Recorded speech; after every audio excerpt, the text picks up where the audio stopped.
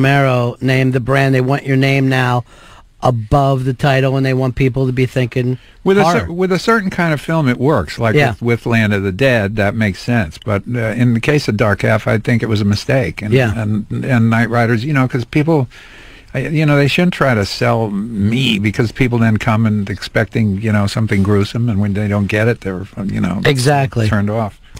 Danny here is a gigantic fan of yours, and the other day when we found out we had you booked, he was wearing one of your T-shirts. So this is exciting for me. I mean, he just wanted to come in and meet and ask a question for himself. Go ahead, Dan. Great. Well, a few things. First you wrote this down on a piece of paper? Yes, I absolutely did, because I would be so nervous to meet the legend. It's much too scholarly. Well, I was thinking, with all these new style horror movies that are coming out today, like Saw and The Grudge, The Ring, do you feel that any of these new films will reach that legendary cult status that your films have? Well, I certainly haven't seen one that'll do it for me, you know, or that I'm going to want to go back and look at in 5 years from now. What is it that you're not liking about them? I just think some of it is just, you know, it's purely for the sake of horror. I mean, my ideas come completely from something else, somewhere else. There's always so much more of a, you know, political underside to it. It's kind of about repression itself. And characters, human condition, and it's like that. I mean, I just don't think of ideas like, you know, watch this video and you'll die. It's, and I find it very simplistic. And the movies might be scary, but it's just, my goal is not to make movies that are particularly scary, but to use the genre to sort of, you know, be able to show who I am and express some opinions, or criticize Bush, or, you know, whatever comes to mind at the moment. As a guy like with the '60s mentality, and you're not even living in the country right now and seeing what's going on, it's gotta just been your worst nightmare from when you were younger. It does. I mean, it's really sort of gone completely the other way, man. You know, with you see the religious right, and you see this, like, although I don't know, maybe George put his foot in it once too often. I don't know, but go ahead, Dan. You can ask another one. I know this is exciting for you. It absolutely is.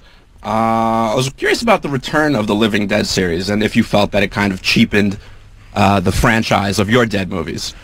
I didn't like them. Well, they were terrible. and you know, Jack Russo, my partner on the original Night of the Living Dead, who co-wrote the screenplay for the original Night of the Living Dead, had written a novel called.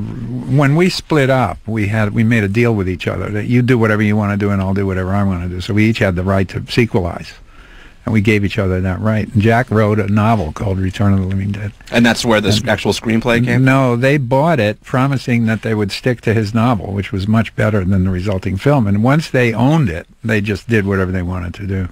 And turned it into some campy stuff. Yeah. Here's Scott. He wants to talk to you. George, it's an honor to speak to you. Thank you. You guys pulled off another outstanding guest. Well, you can't beat this. Hey, but my question is, Rob Zombie, I know I've seen interviews and read about, you know, you was a big influence on him. I just wondering what you thought of The Devil's Rejects and his other films and stuff. Thanks. Well, can I tell you, I haven't seen The Devil's Rejects, even though a bunch of my buddies are in it. But like I said, well, actually, we were busy. I was still doing Land of the Dead and going around promoting it when that came out, so I just never had a chance. And I haven't gone to rent it. I've been working on this other new stuff, too. What happens is I get involved in work, and I don't really get to go to the movies much. It's kind of interesting, too. It's like, you know, if we have somebody from, like, classic rock in here, people are always asking them about new bands. And when you're working on your own stuff, you know, like a painter isn't always going to be going out to the galleries to see who the new up-and-coming painting people are. Exactly. You just don't do it, you know. Your stuff really comes from creating. That's, if you weren't creating, you probably wouldn't even be a big fan of maybe even anybody's work. Yeah, maybe not. I mean, I always loved movies, but I'm into the oldies, man. I mean, all the influences on whatever style that I have, I'm still trying to define it. You know, I'm still learning in a sense. Stuff that you were influenced by a kid, and what kind of woke you up to it. Orson Welles, Michael Powell, you know, those cats, and then all the the old Hollywood stuff. In a way, I'm a kind of a traditionalist, even though I use a sort of a traditional presentational style in order to, you know, do things that are a bit more radical. But that's so great. No one would ever think, here's the timeline. It goes back to Orson Welles, but for you, it's an easy line to make. Yeah, it is. Yeah. Well, Night of the Living Dead, particularly, I think you can see if I was ripping off shots from him, ripping off lighting, and And really, there was a guy who was an independent filmmaker of his time. He was a guy who was working outside the system. Yeah. We'll take one more call. Here's Dan. Boys, how you guys doing? Good. Mr. Romero, it's a pleasure and an honor. I'm a humongous fan of yours and John Carpenter's. You guys are like gods to me. Thank you. And I was just wondering if you had any plans for if you're working on any work right now or anything like that, or if you're planning on working with somebody like Eli Roth or anything like that in the future.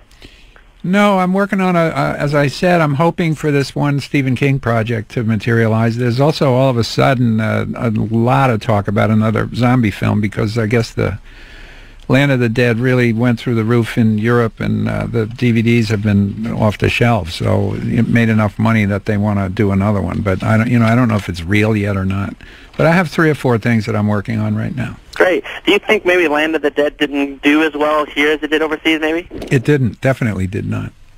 I think they just opened it at the wrong time. It was scheduled for Halloween, and then Doom, I think, dropped out, or they didn't like the way it turned out, so they pushed that out of the summer date, and they put us in the summer date. And, a week after Batman, a week before War of the Worlds. It all comes into that kind of stuff now. Yeah, so it was, I think we were just sort of wrong place, wrong time. George, it was a pleasure My pleasure, man. Meet you, man. My pleasure. Terrific. Thank you so much. Great being here. This exclusive presentation was recorded at the Sirius XM Studios in New York City. Ron Bennington Interviews was recorded and produced by Earl Douglas and Franklin of Cypher Films.